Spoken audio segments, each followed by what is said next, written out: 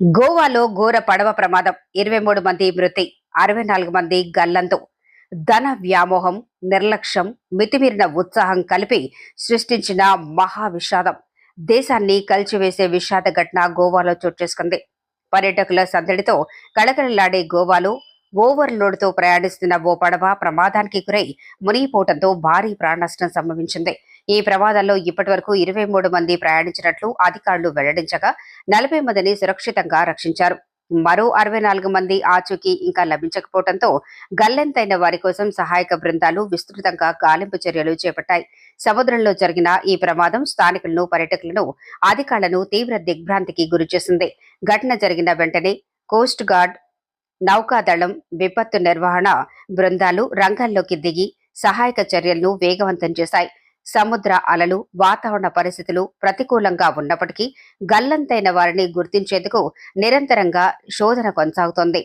ప్రాథమిక విచారణలో పడవ సామర్థ్యానికి మించి ప్రయాణికులను ఎక్కించడమే ప్రమాదానికి ప్రధాన కారణమని తెలుస్తోంది. అధిక లాభాల కోసం పడవ యజమాని భద్రతా నిబంధనలు పక్కన పెట్టి ఎక్కువ మందిని ఎక్కించాడని ఆరోపణలు వినిపిస్తున్నాయి. ప్రయాణికుల సంఖ్యపై సరియైన నియంత్రణ లేకపోవడం, భద్రతా ప్రమాణాలను పాటించకపోవడం వంటి అంశాలు ఈ విషాదానికి దారితీశాయని అధికారులు భావిస్తున్నారు.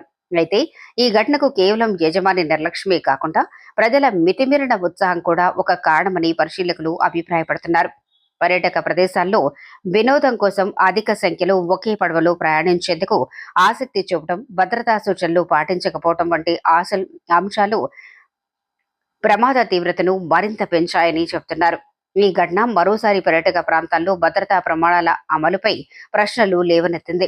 పడవల సామర్థ్యానికి అనుగుణంగా మాత్రమే ప్రయాణికులు అనుమతించడం, ప్రతి ఒక్కరికి లైఫ్ జాకెట్లు అందించడం, అత్యవసర పరిస్థితుల్లో తీసుకోవాల్సిన చర్యలపై అవగాహన కల్పించడం వంటి అంశాలు తప్పనిసరిగా అమలు చేయాల్సిన అవసరం ఉందని నిపుణులు సూచించారు.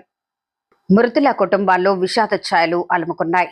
తమ కుటుంబ సభ్యుల కోసం ఎదురు చూస్తున్న బంధువుల ఆందోళన వర్ణనాతీతంగా మారింది. గల్లంతైన వారు ఆచూకీ కోసం అధికారులు అన్ని విధాల ప్రయత్నాలు కొనసాగిస్తున్నారు.